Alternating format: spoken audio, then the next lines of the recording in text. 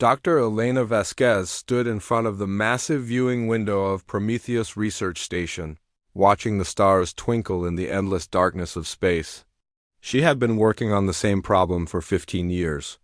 How could humans travel faster than light?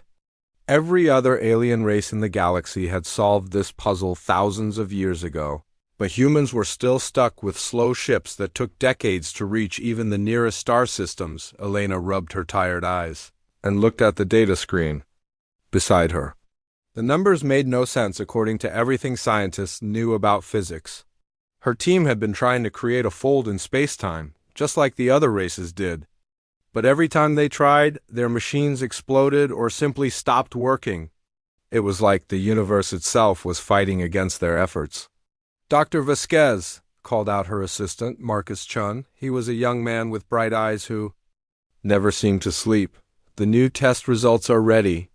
Elena walked over to the main computer terminal where Marcus and the rest of her team were gathered. Dr. James Wright, their lead physicist, was frowning at his screen. Dr. Sarah Kim, their engineer, was shaking her head in confusion. "What did we find this time?" Elena asked. "Something impossible," James said. "When we tried to fold space-time like the aliens do, nothing happened. But when our machine broke down and started doing the opposite, something very strange occurred." Sarah pulled up a video on the main screen. It showed their test chamber with a small metal cube inside. As they watched, the cube suddenly disappeared. Not in a flash of light or with any sound. It simply stopped existing. "Where did it go?" Elena asked. "That's the weird part," Marcus said, his voice excited. "It came back 3 seconds later, but it was different. Look at this." The video showed the cube reappearing in the exact same spot, but now it was covered in a black substance that seemed to move on its own. The substance looked like liquid shadow flowing across the cube's surface without ever dripping off. "We analyzed the black stuff," Sarah said. "It's not made of any matter we know. It's not energy either. It's something else entirely." James leaned forward in his chair. "When our machine broke, it did not try to fold space. Instead, it punched a hole straight through reality. For 3 seconds, that cube existed in whatever is on the other side of our universe." Elena felt her heart racing. "Show me the machine." They walked to the test chamber where the broken machine sat. It was supposed to be a gravity field generator designed to bend space-time in a controlled way. But several of its key components had been installed backward by mistake, and the power coupling had been damaged during the last test. So this machine created a hole in reality itself? Elena asked. "Not just a hole," Sarah said. "It created a doorway. The cube went somewhere else and came back. If we can control this process, we might be able to send larger objects through, maybe even spaceships." Elena stared at the machine. Every instinct told her this was dangerous. But every dream she had ever had told her this was the answer they had been looking for. "Fix the machine," she said. "But don't fix the mistake. Make it do exactly what it did before, but in a controlled way." For the next 3 months, the team worked day and night. They built a new version of the machine that could create controlled holes in reality. They called these holes void rifts because the space on the other side seemed to be completely empty.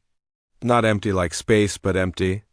Like nothing had ever existed there at all. The first living test subject was a mouse named Einstein. They put him in a small metal container and sent him through a void rift. Einstein was gone for exactly 10 seconds before the container reappeared. When they opened it, Einstein was alive but different. His fur had turned completely black, and his eyes now reflected light like mirrors. Einstein seemed healthy and acted normally, but there was something strange about him. He would sometimes stop moving and stare at empty air as if he could see something that was not there. When the scientists tried to study his brain, they found that his neural activity had increased by 300%. "Einstein's brain is working much faster than before," Dr. Kim reported. "But he's not just smarter. He seems to understand things that should be impossible for a mouse to understand." Elena watched Einstein in his cage. The mouse was building complex patterns with his food pellets, creating designs that looked almost like mathematical equations. After 6 months of successful tests with small objects and animals, Elena made the decision that would change everything. "We're going to test it with a human crew," she announced to her team. Dr. Wright shook his head. "Elena, we don't know what that place does to living beings. Einstein came back changed, and we still don't understand how or why." "Every test subject has come back alive and healthy," Elena replied. "Better than healthy, actually. Their brains work faster, and they seem to understand the universe in new ways." "Maybe that's exactly what humans need." The test ship they built was called the Icarus. It was small, designed to carry only 3 people for short trips. The ship's entire hull was covered with void generators that could create rifts large enough for the ship to pass through. Captain Lisa Park volunteered to be the pilot. She was a former military officer who had flown every type of ship humans had ever built. Her crew consisted of Dr. Tom Rodriguez, a biologist, and engineer Kyle Barnes, who had helped design the Icarus. "Remember," Elena told them as they prepared for launch, "you'll only be gone for 1 hour. The moment you detect any problems, you come back immediately." Captain Park nodded. "Understood. We'll punch through to the void, fly in a straight line for 30 minutes, then turn around and come home." Elena watched from the control room as the Icarus activated its void generators. Reality seemed to crack around the ship like broken glass. Through the cracks, Elena could see absolute darkness. Not the darkness of space filled with distant stars, but complete and total blackness that hurt to look at. The Icarus slipped through the crack and disappeared. The rift closed behind it, leaving no trace that anything had happened. For exactly 1 hour, Elena and her team waited. They could not communicate with the Icarus while it was in the void. They could only hope that everything was going according to plan. When the hour was up, space cracked open again and the Icarus emerged, but Elena knew immediately that something was wrong. The ship was moving strangely, drifting sideways as if the pilot was having trouble controlling it. "Icarus, this is Prometheus. Station, please respond," Elena called into her radio. For a long moment there was no answer. Then Captain Park's voice came through, but it sounded different, tired and confused. "Prometheus, yes. We're here. We're all here. But something thing was there with us." Elena felt cold fear creep up her spine. "What do you mean, Captain? What was there?" "In the void, we weren't alone. There are things that live in the darkness between worlds. Old things, hungry things. They saw us, Dr. Vasquez. They saw us, and now they know we exist." The Icarus docked with the research station 20 minutes later. When the crew emerged, Elena could see that they had been changed just like Einstein and all the other test subjects. Their eyes reflected light like mirrors, and there was something different about the way they moved.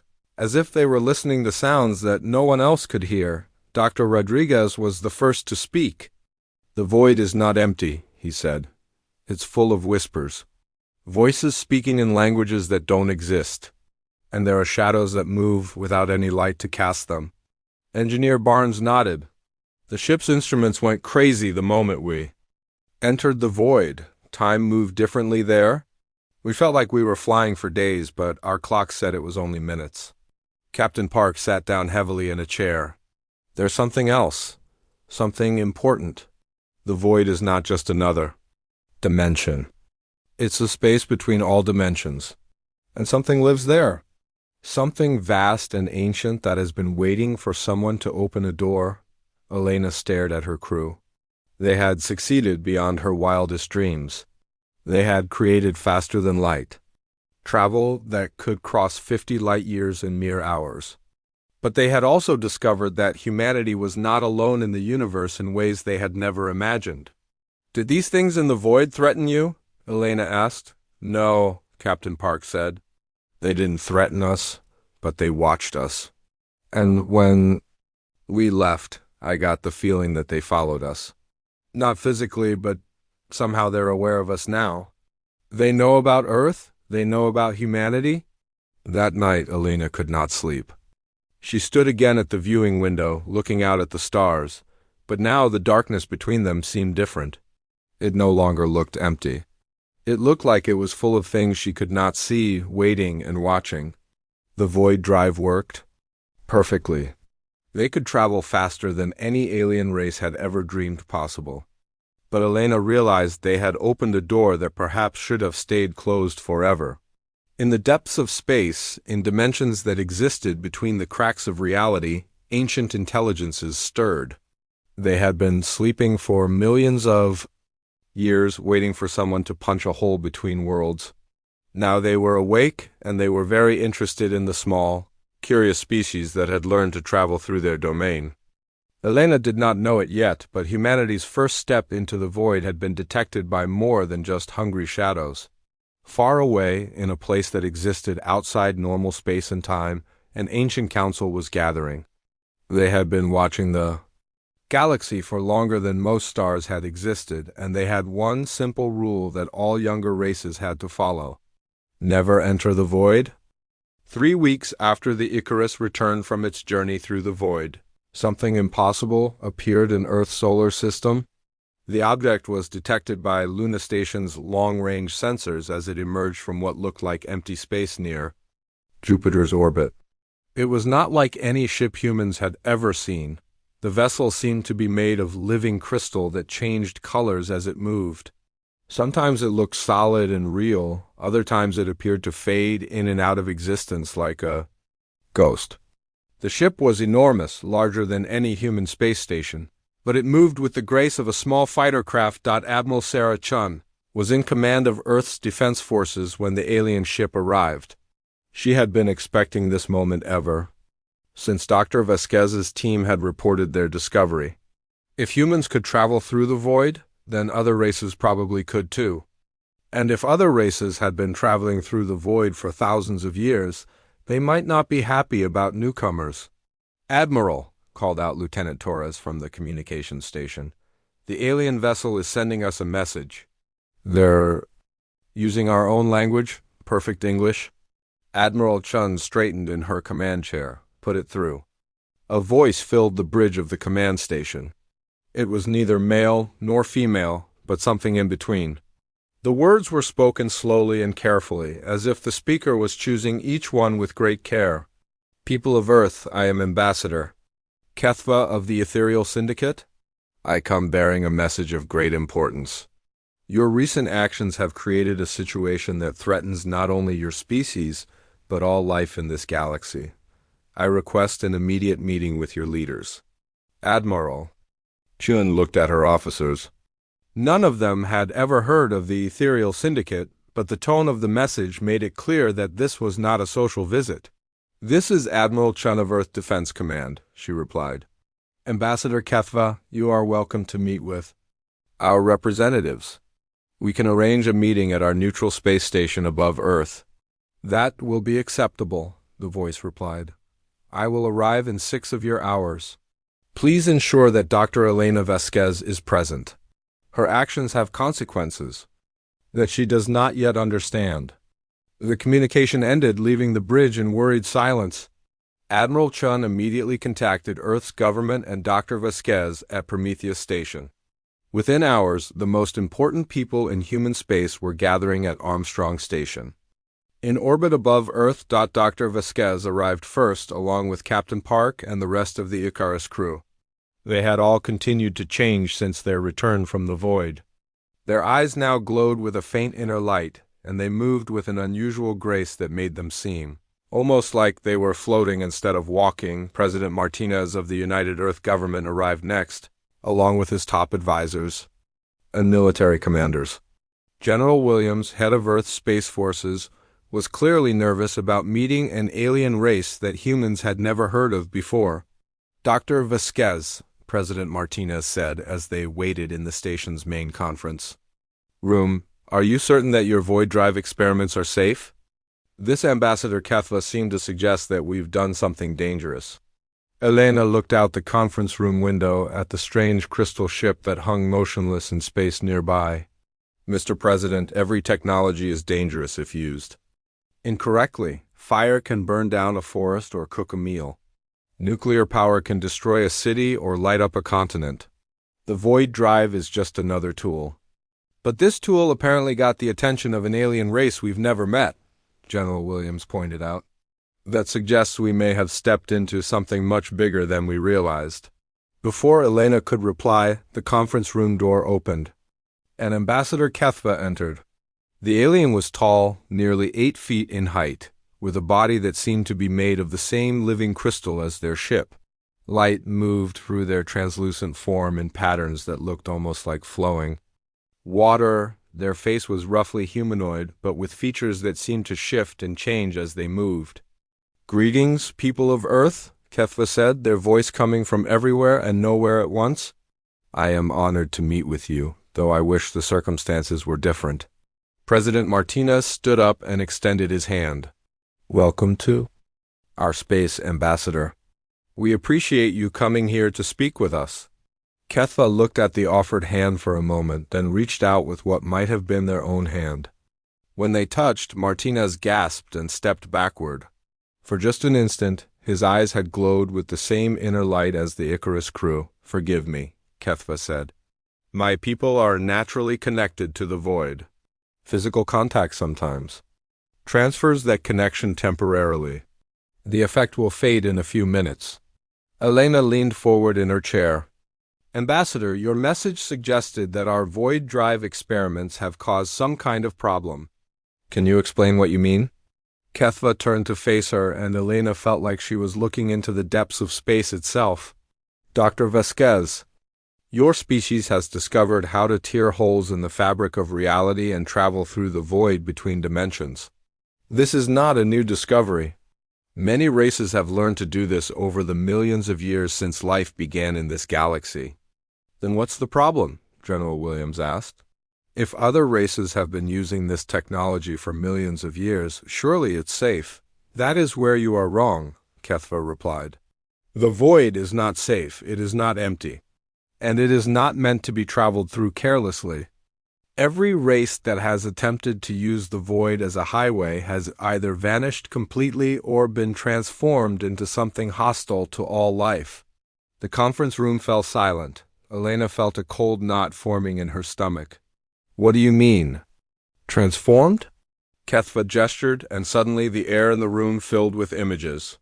They showed planets and star systems that Elena did not recognize, but she could see that something terrible had happened to them.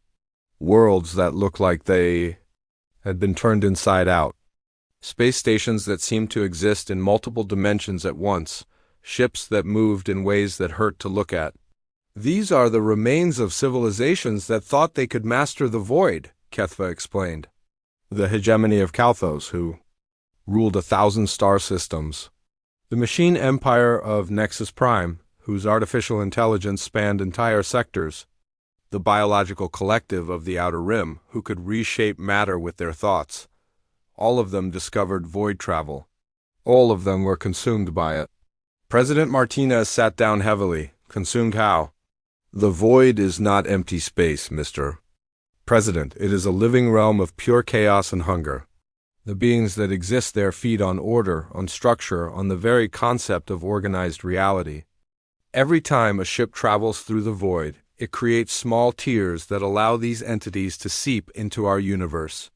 A few trips might be safe, but continued use of void technology inevitably leads to invasion." Captain Park spoke up from her position near the back of the room.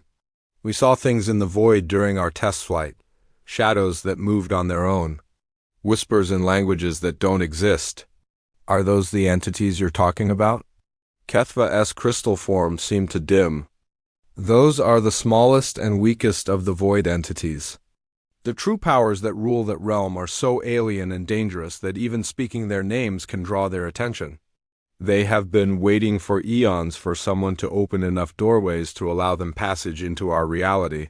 Elena stood up, her mind racing. "Ambassador, if void travel is so dangerous, how do you know so much about it? How is your race still alive?" "Because, Dr. Vasquez, my people are part of an organization that has existed for over 100,000 years. We call ourselves the Council of the Void.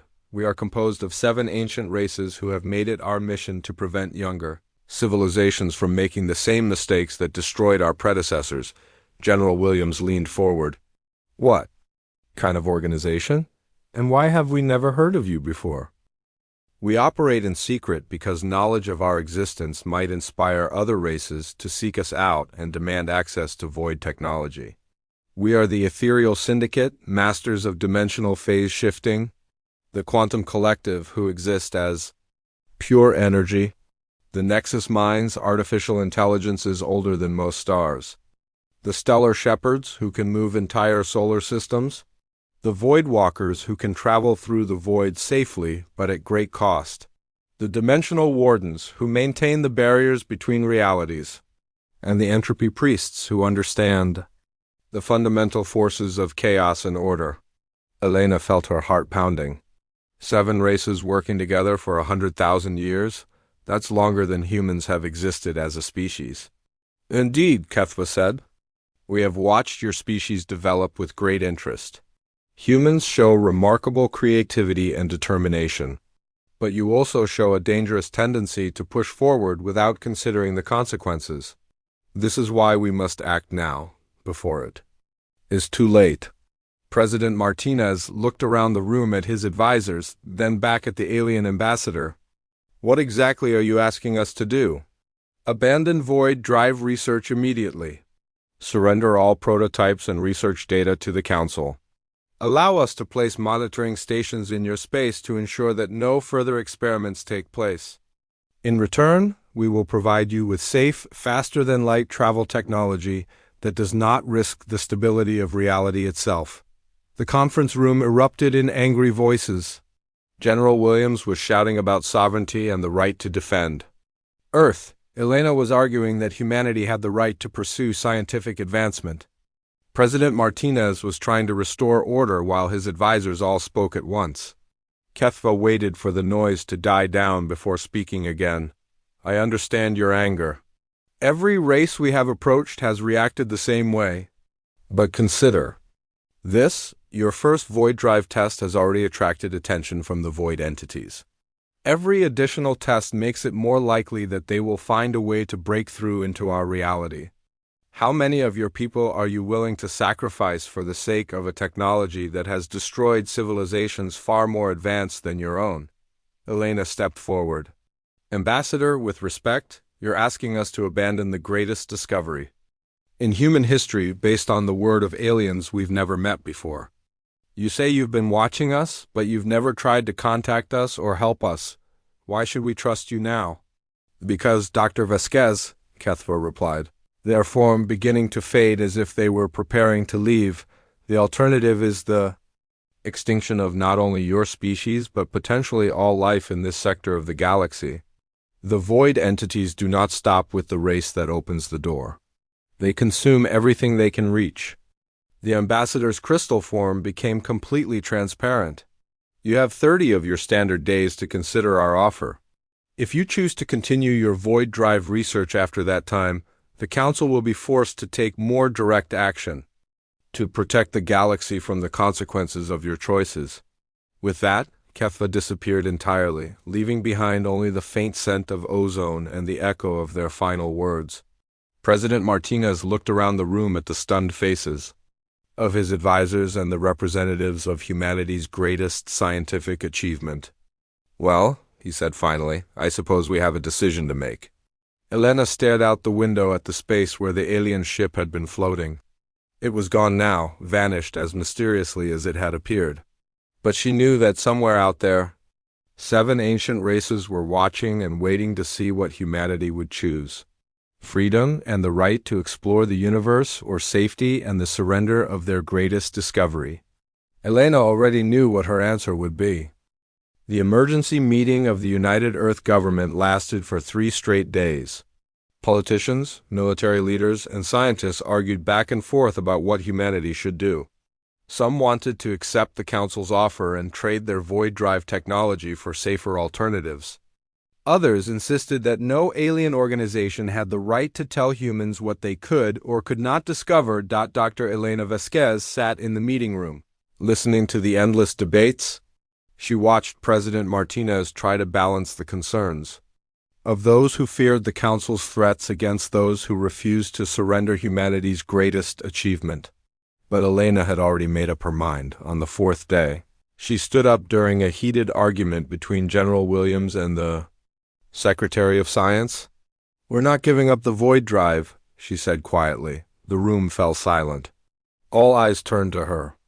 "Dr. Vasquez," President Martinez said carefully, "the Council has made it clear that continued void drive research could endanger not just humanity, but all life in our part of the galaxy. The Council has hidden from us for our entire existence." "As a species," Elena replied. "They watched us struggle with slow ships for centuries while they had technology that could have helped us explore the galaxy. They only revealed themselves when we discovered something that might threaten their control." Secretary of Defense Jackson leaned forward. "But what if they're telling the truth? What if the void really is as dangerous as they claim?" Elena pulled up a holographic display showing the test results from the past 3 weeks. "Look at this data. Since the Icarus returned from the void, we've conducted 47 additional tests. Each one has been more successful than the last. Our understanding of void technology is growing rapidly, and we're learning how to use it safely." "What about the entities the crew reported seeing?" General Williams asked. Captain Park, who had been sitting quietly in the corner, spoke up. "The whispers and shadows are still there every time we enter the void, but they haven't tried to harm us or follow." "US back? They seem more curious than hostile." Elena nodded. "And our crew members who have been exposed to void energy are showing remarkable improvements in their mental abilities. They're thinking faster, understanding complex problems more easily, and developing intuitive insights about the nature of reality itself." Dr. Rodriguez raised his hand. "Elena's right. I can solve mathematical equations in my head that used to require computers. Kyle can understand how machines work just by looking at them. Lisa can pilot ships in ways that shouldn't be physically possible." Engineer Barnes grinned. "Yesterday I fixed a reactor that had been broken for 6 months. I didn't use any tools or read any manuals, I just knew how to make it work." President Martinez looked troubled. "These changes you're describing, they sound similar to what the Council warned us about. Transformation into something that's no longer human." "We're still human," Captain Park said firmly. "We're just better humans. Stronger, smarter, more capable.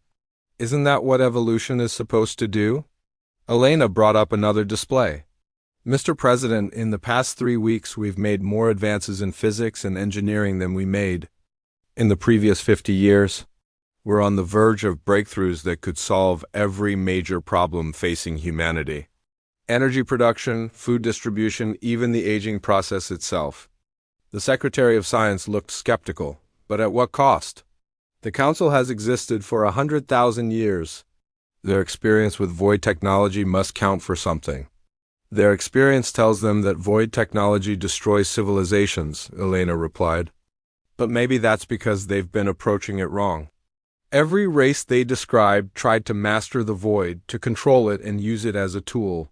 What if the secret is not to master the void, but to work with it?" General Williams stood up and began pacing.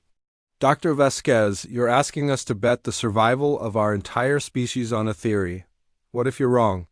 Elena met his gaze steadily.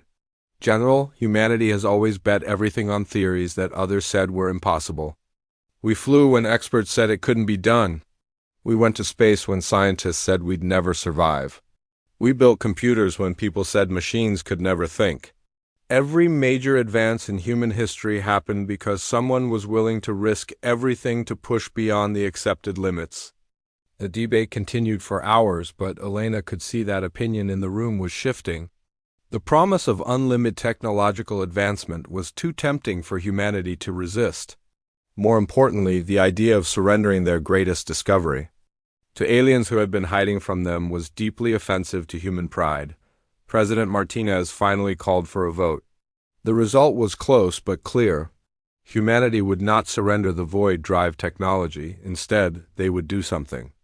That surprised even Elena. They would accelerate the research within days of the decision. Construction began on Project Prometheus. Named after the mythological figure who stole fire from the gods, the project aimed to build a fleet of void-capable ships and establish Humanity as a major power in galactic civilization. Dr. Vasquez was placed in charge of the scientific aspects of the project, while Admiral Chun took command of the military applications. The goal was ambitious. Within 6 months, humanity would have 100 ships equipped with void drives. The work proceeded at an incredible pace. The void-enhanced crew members from the Icarus served as team leaders, their improved mental abilities allowing them to solve problems that had previously seemed impossible. Dr. Rodriguez designed new biological systems that could adapt to void exposure. Engineer Barnes created manufacturing techniques that could produce void generators in hours instead of months. Captain Park trained pilots to navigate in the strange physics of void space, but the Council was not sitting idle during this time. The first sign of their retaliation came on a Tuesday morning when Dr. Sarah Kim tried to call her colleague at Europa Research Station. The communication system told her that no such station existed. When she checked the records, there was no mention of Europa Research Station in any database. Elena rushed to the communications center when she heard about the problem. What do? You mean the station doesn't exist? We talked to them just yesterday. The communications officer looked confused. Ma'am, I've checked every record we have. There's no Europa Research Station. There never has been.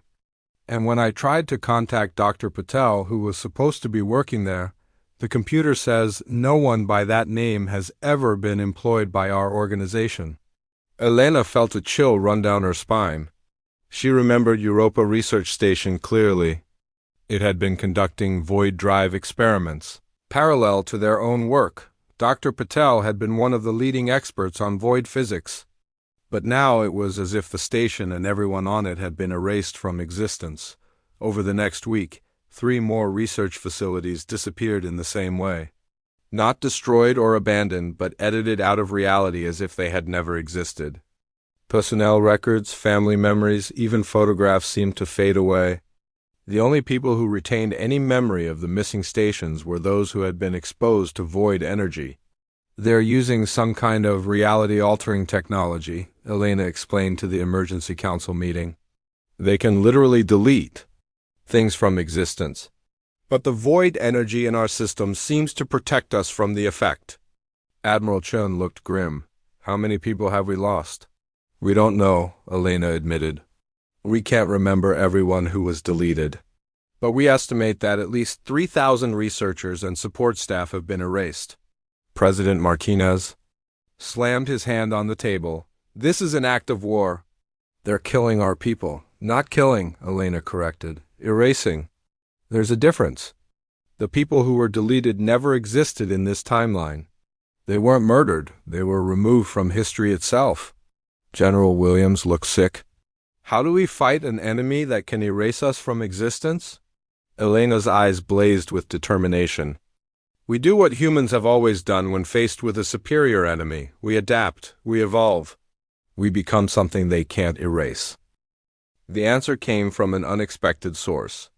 Captain Park had been spending most of her time in void space, making longer and longer journeys to test the limits of human endurance. When she returned from her latest trip, she brought disturbing news. The void entities are getting stronger, she reported. They're not just watching us anymore. They're trying to communicate, and I think they're trying to help us. Elena frowned. Help us how? They're teaching me things? Showing me how to merge human consciousness with void energy, how to exist in multiple dimensions at once, how to become immune to the Council's reality-altering weapons. Dr. Rodriguez nodded. I've been feeling it too. When I'm in void space, I can sense the entities trying to share their knowledge. They want us to become like them. Become like them how? Admiral Chun asked. Void-touched, Captain Park said. Beings that exist partially in normal space and partially in the void itself. We would still be human, but we would also be something more. Elena realized that this was the answer they had been looking for. If we become void-touched, the Council won't be able to erase us because we'll exist in dimensions they can't reach. The decision was made quickly. Rather than wait for the Council to delete more research stations, humanity would embrace the transformation that the void entities were offering. They would become something new, something that couldn't be controlled, or erased by ancient powers. The process began immediately. Volunteers from the military and scientific communities entered specially designed void chambers that would expose them to high levels of void energy for extended periods. The transformation was not pleasant, but it was effective. Elena was among the first to undergo the process. As void energy flowed through her body, she felt her consciousness expanding into dimensions she had never known existed. She could see reality from angles that had no names, understand concepts that human language couldn't express. When she emerged from the chamber, she was still Elena Vasquez, but she was also something more. Her physical body could exist in normal space, but her mind could touch the void itself. She could feel the entities that lived there, ancient and alien, but no longer hostile. They welcomed her as a new kind of being, something that bridged the gap between order and chaos. Within a month, 10,000 humans had undergone the transformation. They formed the core of a new military force that the Council couldn't erase or control. More importantly, they began to understand that the Council's warnings about void technology destroying civilizations might be backwards. The void entities weren't destroyers. They were evolution itself, the force that pushed life to grow beyond its limitations. The civilizations that had vanished hadn't been destroyed by the void.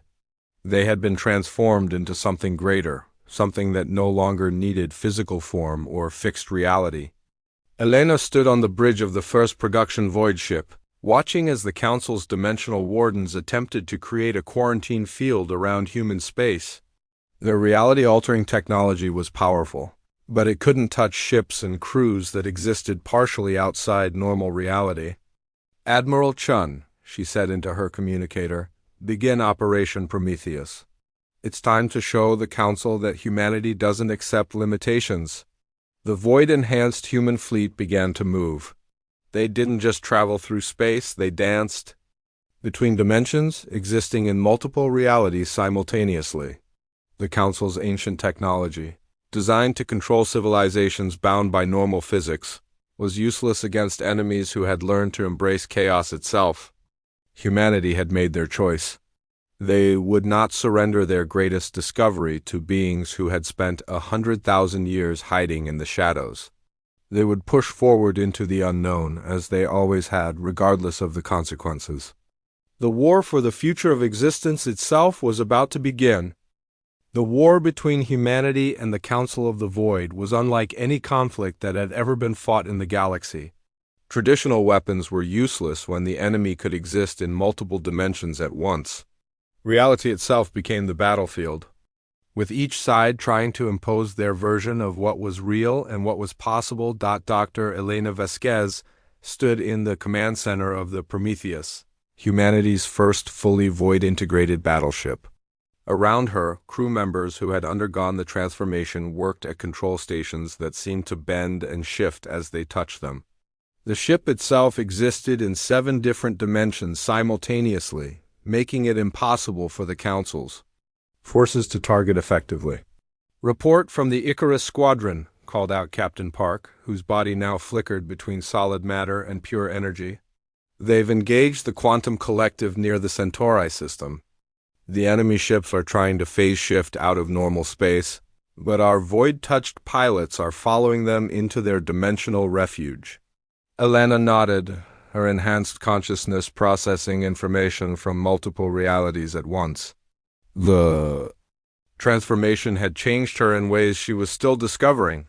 She could see the flow of probability itself, watching as different possible futures branched and merged around every decision.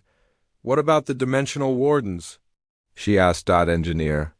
Barnes, whose physical form had become partially transparent, looked up from his station. "They're trying to seal off entire sectors of space by creating reality barriers. But every time they close one door, we open 3 more. The void entities are teaching us faster than the Council can adapt." Elena felt a moment of concern. The void entities had indeed been helpful, sharing knowledge and abilities that no human could have imagined. But she was beginning to understand that their help came with a price. Each lesson learned, each new ability gained, moved humanity further away from what they had once been. Dr. Rodriguez appeared beside her, his form shifting through several dimensions before stabilizing. Elena, we've detected something disturbing. The Council isn't just trying to stop us. They're evacuating entire star systems, evacuating to where? Unknown. But they're moving billions of beings from hundreds of worlds. It's like they're preparing for something much worse than a war. Before Elena could respond, alarms began sounding throughout the ship. The main display showed a massive distortion, forming in space near the edge of the solar system. Something enormous was forcing its way through the barriers between dimensions. What is that? Elena asked. The answer came from an unexpected source. The void entities that had been whispering. Guidance to the void-touched humans suddenly began screaming warnings in languages that had no words. Elena felt their terror washing over her, a fear so deep and primal that it made her human consciousness recoil. "They're afraid," she whispered. "The void entities are afraid." The distortion in space grew larger, and through it came something that Elena's enhanced perception could barely process. It was a ship, but not like any vessel that had ever been built by any known civilization. The craft seemed to be constructed from crystallized time itself, its surface reflecting moments from the past and future in an endless, shifting mosaic.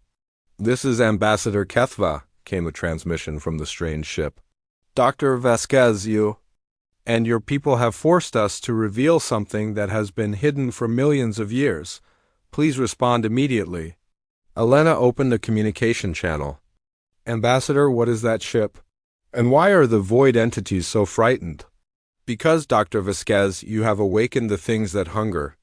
The ship you see before you is our emergency response to a crisis that threatens the entire galaxy. We must speak immediately before it is too late to prevent disaster."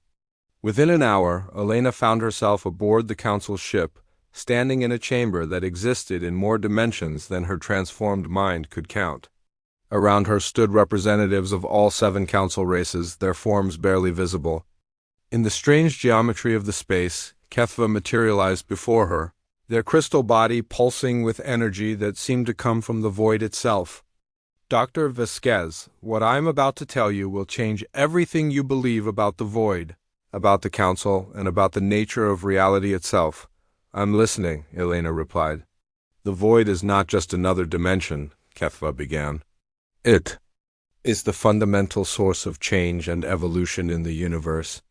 Every new idea, every leap of progress, every moment of growth comes from contact with the chaotic energies of the void. Life itself could not exist without it." Elena frowned.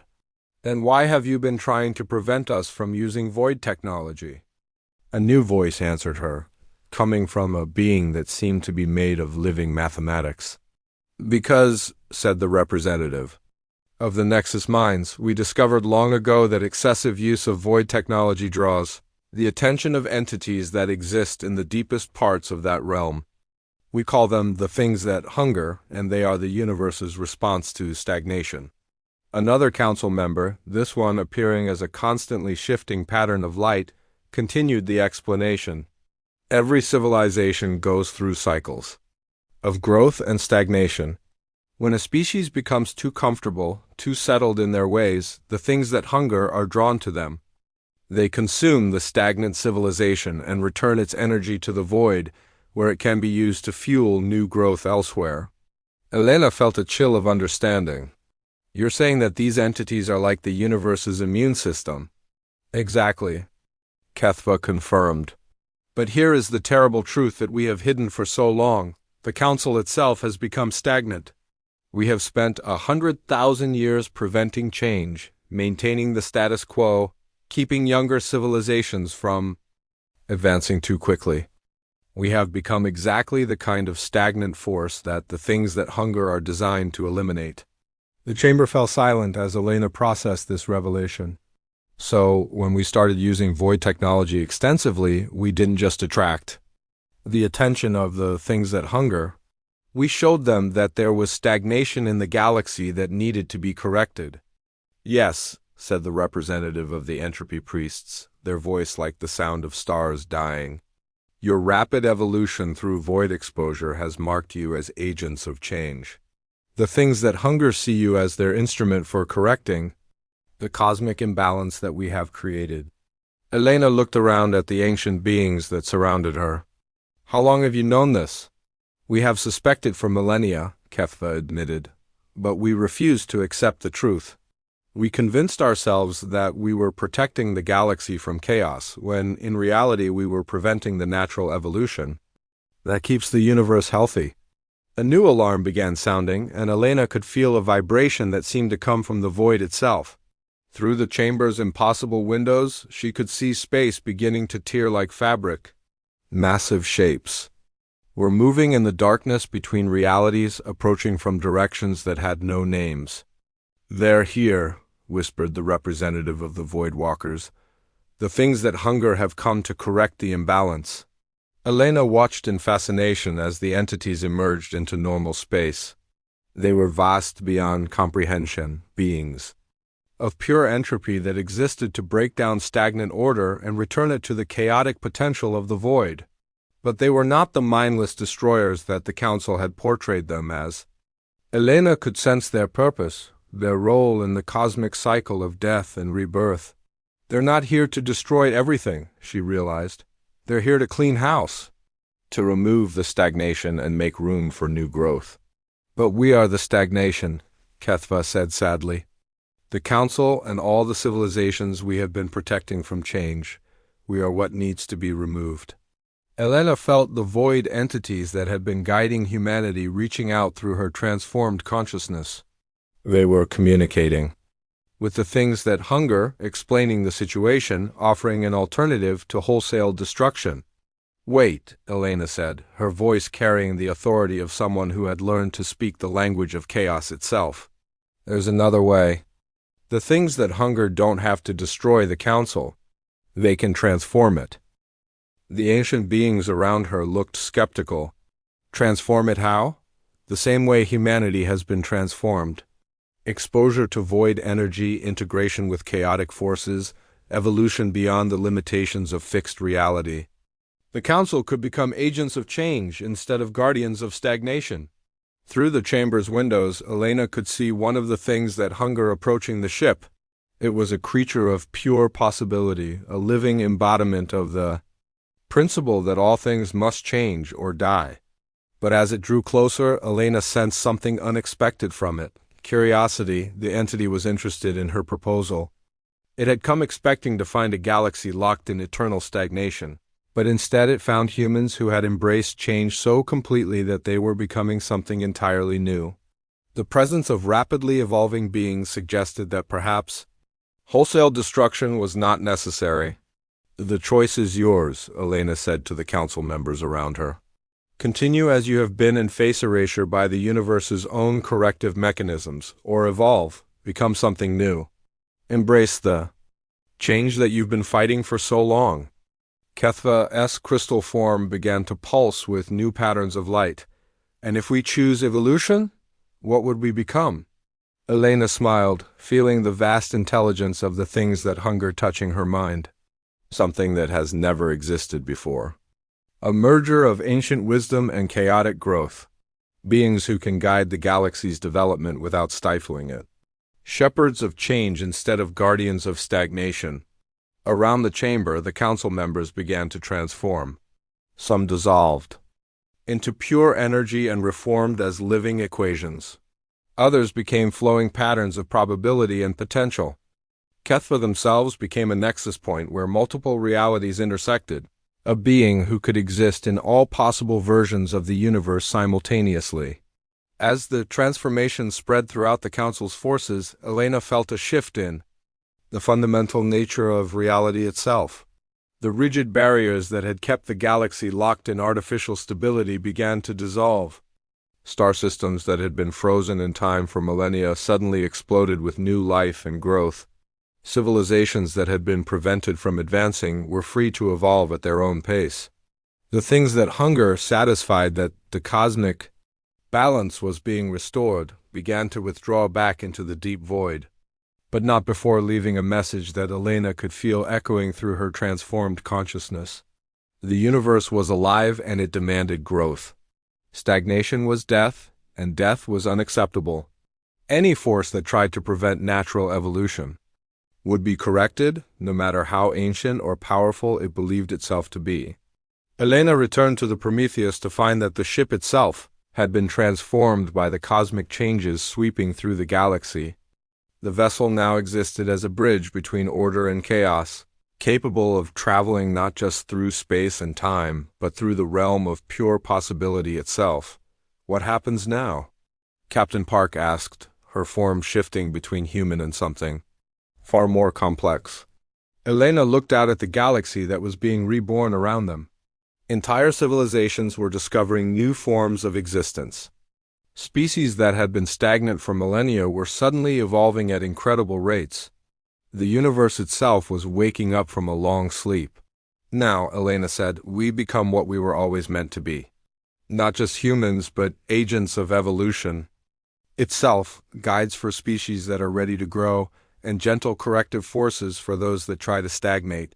She paused, feeling the vast web of possibility spreading out before them. "Now we become the shepherds of change that the universe needs." 6 months after the revelation about the things that hunger, the galaxy had become unrecognizable. Dr. Elena Vasquez stood at the edge of what had once been called normal space, watching civilizations transform themselves in ways that defied every law of physics she had learned in her old life. The Prometheus station, which had started as a simple research facility, had grown into something that existed in 17 different dimensions simultaneously. It served as a meeting point between the physical universe and the void itself, a place where beings from across the galaxy could come to learn about the new reality they all lived in. Elena's own transformation had continued far beyond what she had expected. Her consciousness now existed as a bridge between order and chaos, allowing her to understand the perspectives of both ancient civilizations and the pure entropy entities of the void. When she looked at herself in a mirror, she sometimes saw a human woman, and sometimes saw a living equation that described the relationship between possibility and reality. "The Andromedans have made their decision," reported Captain Park, whose form had stabilized into something that looked like a constellation of stars in the shape of a person. "They want to undergo the transformation process," Elena nodded. The Andromedans were the 15th major civilization to request help with evolution beyond their current limitations. Each species that chose to transform did so differently, based on their own nature and desires. Some became beings of pure energy, others learned to exist in multiple timelines at once, and a few chose to merge completely with the void entities. "What about the Centauri Republic?" Elena asked. Dr. Rodriguez materialized beside them, his consciousness flickering between this reality and several others. "They're still debating. Half of their population wants to remain as they are, while the other half wants to transform. We've offered to help them split into 2 different versions of their civilization, one for each choice." This had become the new normal in the transformed galaxy. Instead of forcing change on unwilling civilizations, the Evolved Council worked to provide options. Species could choose to remain in their current form, transform partially, or evolve completely into something new. The only requirement was that they could not try to prevent other species from making their own choices. Elena walked through the station's central hub, where beings from dozens of different realities worked together on projects that would have been impossible just a year ago. A group of former Quantum Collective members were collaborating with void entities to design new forms of matter that could exist in multiple states simultaneously. Transformed humans worked with evolved ethereals to map the deeper layers of reality that lay beneath the physical universe. "Dr. Vasquez," called out Ambassador Kethva, whose crystal form now pulsed with the chaotic energies of the void. "We've received a message from Earth. President Martinez wants to speak with you." Elena smiled. Earth had become a fascinating case study in controlled evolution.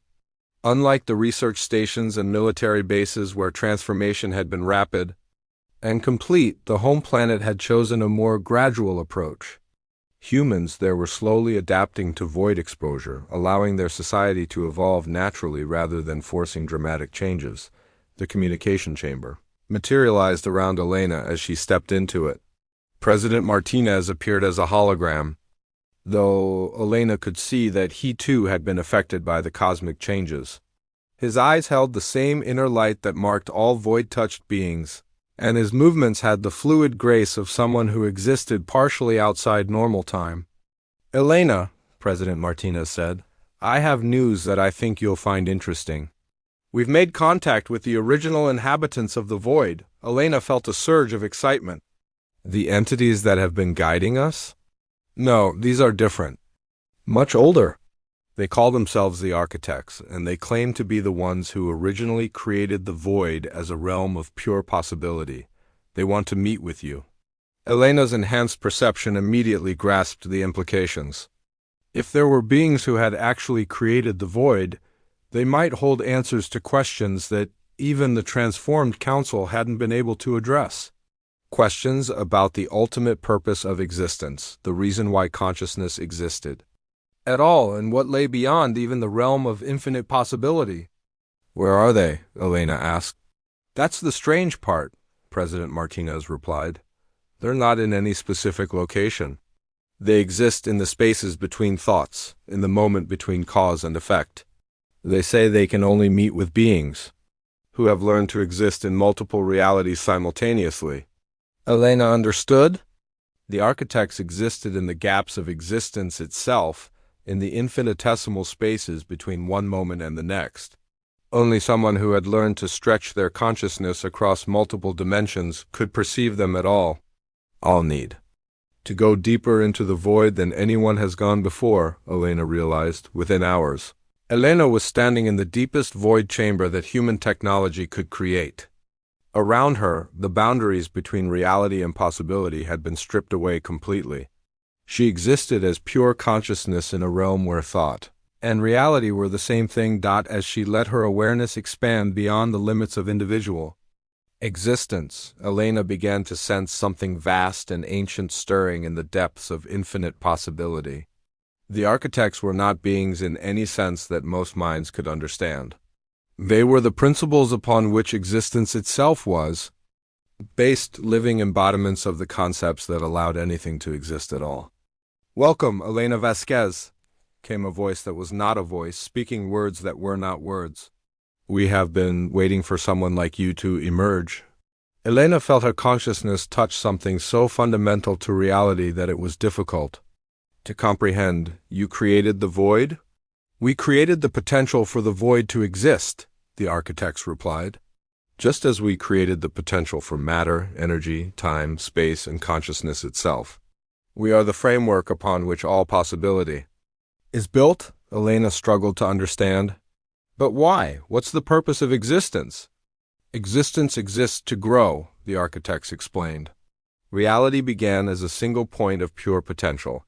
Through endless cycles of creation, evolution, and transformation, that potential expands and becomes more complex. Each new form of consciousness, each leap of evolution, each moment of growth adds to the total complexity of existence." Elena began to see the bigger picture, and stagnation threatens this growth. Yes, when civilizations become comfortable and stop growing, they become dead ends in the expansion of possibility. The things that hunger exist to remove these blockages and return their energy to the cycle of growth. "But your species has shown something new," Elena waited for them to continue. "Humans have learned to embrace change so completely that you have become agents of growth itself. You do not just evolve, you help others evolve. You do not just transform, you guide transformation. This is a new development in the history of existence." Elena felt a responsibility settling on her consciousness like a weight made of starlight. "What do you want us to do?" "Continue what you have begun," the Architects replied. "Help the galaxy learn to grow without stagnating. Guide civilizations toward evolution while respecting their choices. Become the shepherds of possibility that existence needs." "And what lies beyond that?" Elena asked. "What happens when the entire galaxy has evolved?" The architects paused, and Elena sensed something like anticipation from them. Then we move to the next galaxy and the next, until all of existence has learned to grow without stagnating, until every potential has been explored and every possibility has been realized. Elena felt her consciousness beginning to expand beyond the limits of individual identity. She was becoming something larger, something that could hold the responsibility of guiding galactic evolution. Around her, she sensed other transformed beings joining their awareness to hers. Captain Park, Dr. Rodriguez, Engineer Barnes, even Ambassador Kethva, and the other evolved council members. Together, they were becoming a new form of existence. Not quite individual beings, but not quite a collective consciousness either. They were a network of evolved minds working together to guide the growth of reality itself. When Elena's awareness returned to her individual perspective, she found herself back on Prometheus Station. But everything had changed. She could see the threads of possibility that connected every being in the galaxy. She could sense the potential for growth in civilizations she had never encountered. Most importantly, she could feel the cosmic responsibility that had been placed upon humanity and their allies. "How do you feel?" Dr. Rodriguez asked, his own consciousness now expanded far beyond its original human limitations.